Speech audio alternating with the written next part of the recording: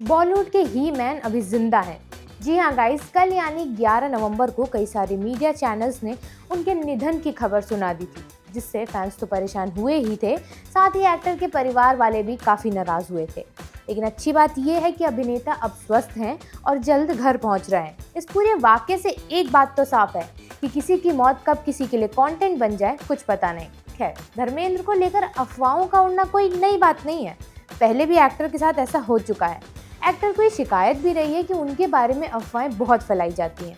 शादी के लिए धर्म बदलने की बात हो या उनके रोमांटिक रिलेशनशिप्स, अभिनेता ने हमेशा कहा है कि उनको लेकर लोगों में बहुत सारी गलतफहमियां हैं।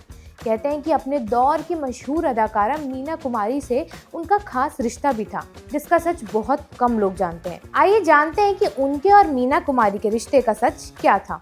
हाय, मेरा नाम है अन्नू और आप देख रहे हैं बजर बट्टू एंटरटेनमेंट पर मास्टर शॉट। सन 1978 की बात है। धर्मेंद्र की एक क्लासिक फिल्म आई थी शालीमार। थ्रिल, एक्शन, ड्रामा सब कुछ था उसमें, लेकिन जो चीज़ आज तक लोगों के दिलों में बस गई वो था उसका एक गाना, हम बेवफा हरगिज ना थे पर हम वफा कर ना सके। कहते हैं गाने कभी कभी किरदारों से ज़्यादा सच्चाई बयां करते हैं, और यही लाइन सालों बाद धर्मेंद्र और मीना कुमारी की जिंदगी का आईना बन गई। एक तरफ थे धर्मेंद्र, बॉलीवुड के हैंडसम हीरो जिनसे हर कोई मोहब्बत करता था। दूसरी तरफ थी मीना कुमारी, ट्रेजेडी क्वीन, जो अपने दर्द को मुस्कान के पीछे छुपा लिया करती थी। दोनों मिले, साथ काम किया और फिर शुरू हुई एक ऐसी कहानी जो आज भी अधूरी है। मीना कुमारी के जाने के बाद जब धर्मेंद्र से इस रिश्ते पर सवाल हुआ तो उन्होंने बस इतना कहा, मुझ पर मीना जी से बेवफाई के इल्ज़ाम गलत हैं। लेकिन फिर सवाल उठा, अगर बेवफाई नहीं थी तो क्या था? मोहब्बत, मजबूरी या वो दर्द जिसे सिर्फ वही दो लोग जानते थे? आज बात करेंगे उसी अफसाने की जहां इश्क था सच्चा, मगर किस्मत ने कभी उसे पूरा नहीं होने दिया। धर्मेंद्र और मीना कुमारी के बीच एक ऐसा रिश्ता था जो फिल्मों से शुरू हुआ लेकिन रियल लाइफ में एक अधूरी मोहब्बत बन गया। सुनने में तो ये किसी पुरानी फिल्म की कहानी से लगता है, पर एक किस्सा रील नहीं, हकीकत था। लेकिन सवाल ये उठता है कि अगर ये सिर्फ गलत फहमियाँ थी तो फिर दोनों सालों तक साथ क्यों रहे? कहानी शुरू होती है 1968 के दशक से, जब धर्मेंद्र बॉलीवुड में नए थे और मीना कुमारी पहले से ही सुपरस्टार बन चुकी थी। धर्मेंद्र के करियर को ऊंचाई देने में मीना कुमारी का बड़ा हाथ था।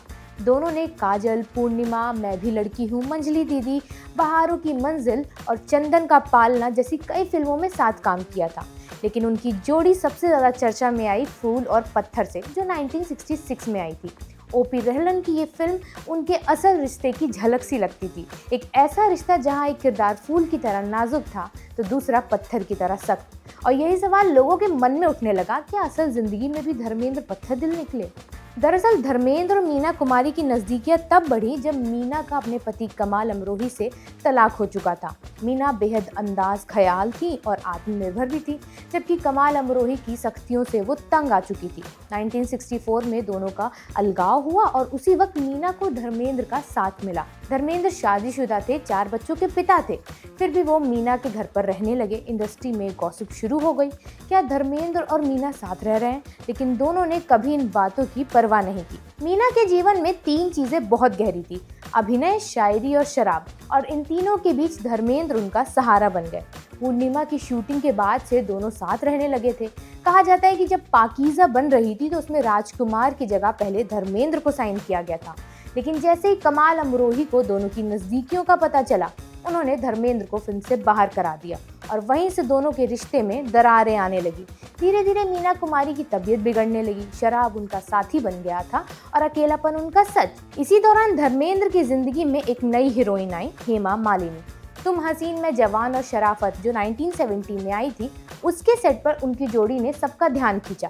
फिर सीता और गीता के दौरान दोनों करीब आए और वही रिश्ता धीरे धीरे प्यार में बदल गया।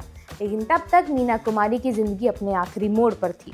धर्मेंद्र ने बाद में कई बार कहा भी कि मीना जी मेरे लिए बहुत इज्जत वाली इंसान थी, उन्होंने मेरे करियर को दिशा दी, लेकिन हमारे बीच वैसा प्यार कभी नहीं था जैसा लोग सोचते हैं। पर सच ये है कि दोनों ने जो पल साथ बिताए वो उनके जीवन की कहानी का सबसे इमोशनल चैप्टर बन गए। शालीमार का वो गाना, हम बेवफा हरगिज ना थे पर हम वफा कर ना सके, धर्मेंद्र ने शायद कभी मीना कुमारी के लिए नहीं गाया था, लेकिन वक्त ने उन्हें गाने को उनकी अधूरी मोहब्बत का प्रतीक बना दिया। ये रिश्ता ना पूरी तरह प्यार था, ना पूरी तरह दूरी, बस एक ऐसा एहसास था जो जिंदगी के पर्दे से उतरने के बाद भी यादों की रील पर हमेशा चलता रह गया। आखिर में इस कहानी से यही समझ आता है कि कभी कभी दो लोग एक दूसरे के बहुत करीब होते हैं, लेकिन वक्त, हालात और समाज उन्हें साथ नहीं रहने देता। फिलहाल के लिए इतना ही। आप मुझे कमेंट सेक्शन में बताइए कि क्या आप एक्टर से जुड़ा कोई और किस्सा जानते हैं जो कभी सामने नहीं आया। मैं आपसे मिलूंगी मास्टर शॉट के अगले एपिसोड में। तब तक के लिए देखते रहिए बजर बट्टू एंटरटेनमेंट।